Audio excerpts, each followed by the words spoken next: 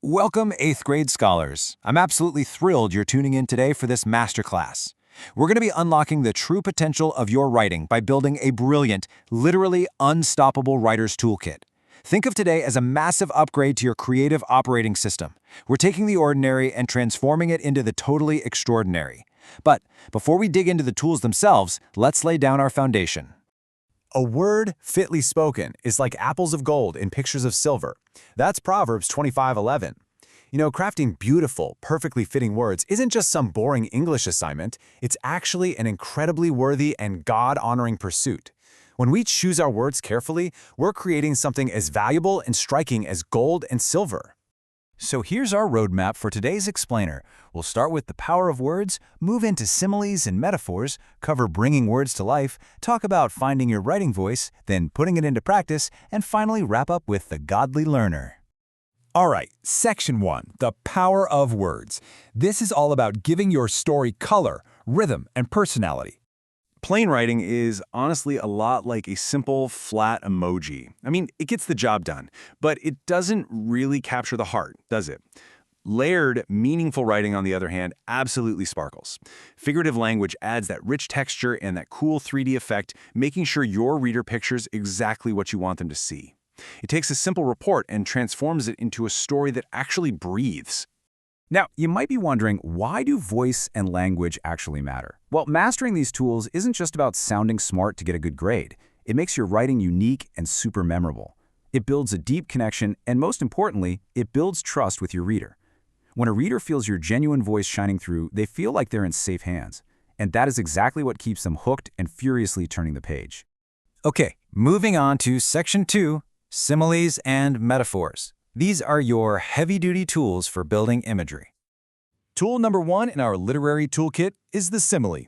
Simply put, a simile is a comparison of two completely different things using the connecting words like or as.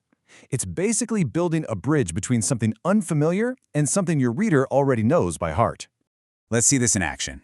Take a super plain sentence, the sky was pink. Sure, it's accurate, I guess, but let's upgrade that imagery.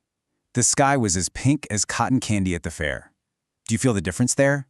Suddenly, you're not just seeing a color, you're feeling the warmth of a summer evening. You're smelling the sugar. You're practically experiencing the whole scene. It's the difference between reading an adult textbook and watching your absolute favorite movie. That is the raw power of a well-placed simile. Right. Tool number 2 is the metaphor. Now, a metaphor is a much bolder tool.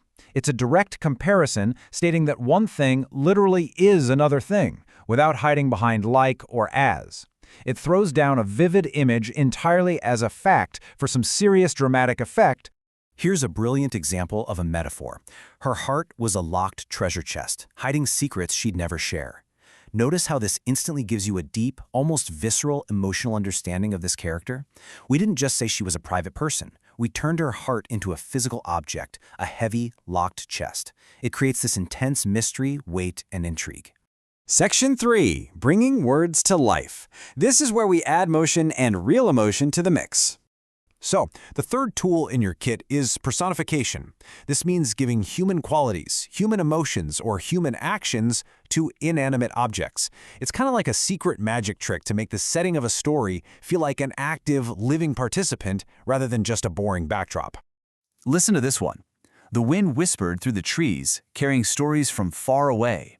Do you hear how the wind suddenly feels like a living character? It's not just blowing, it's whispering. It has secrets. It has real intention. By giving the wind a human action, your environment wakes up and actually starts interacting with your reader. Okay, Section 4, finding your writing voice, letting your true personality shine. Now it's time to talk about the craftsman. And yeah, that's you. Voice is the personality of your writing. It's a totally unique fingerprint that literally only you possess. It's what makes your writing sound unmistakably like you, and it's what connects so deeply and authentically with anyone reading it. I really want you to experiment with different voices. Depending on what you're writing, your voice might be formal and authoritative, kind of like a scientist, or it might be playful and witty. It could even be intense and dramatic. The golden rule here, a great writer always matches their voice to their specific audience. You wouldn't write a serious history essay with the same goofy voice you'd use when texting your best friend, right? Section 5. Putting it into practice. It is time to start sharpening your tools. So here is your homework mission. First, write a simile describing your absolute favorite season. Second, create a really strong metaphor about friendship. Third, write a sentence that personifies an inanimate object. And fourth, write a sentence identifying your own unique writing voice right now. I highly encourage you to get super creative with this. Let these figurative language tools blend naturally into your everyday narratives. But before you go off to do your homework, I've got a quick challenge for you right now. Think about this sentence. The hallway was quiet. That's pretty boring, right? I want you to pause for just a second. Upgrade this sentence right now, right in your head. Maybe the silence was as heavy as a wet blanket. Or maybe the lockers stood like silent sentinels. See how ridiculously quickly you can transform the ordinary into the extraordinary? Finally, Section 6, the godly learner. We're talking about wisdom and righteous choices. Romans 8:6-7 tells us that to be spiritually minded is life and peace. While we absolutely want to be excellent, really sharp writers, keeping our minds centered on the Spirit is what actually brings true life. All these skills we're learning, they're meant to be a reflection of the beauty and truth of God.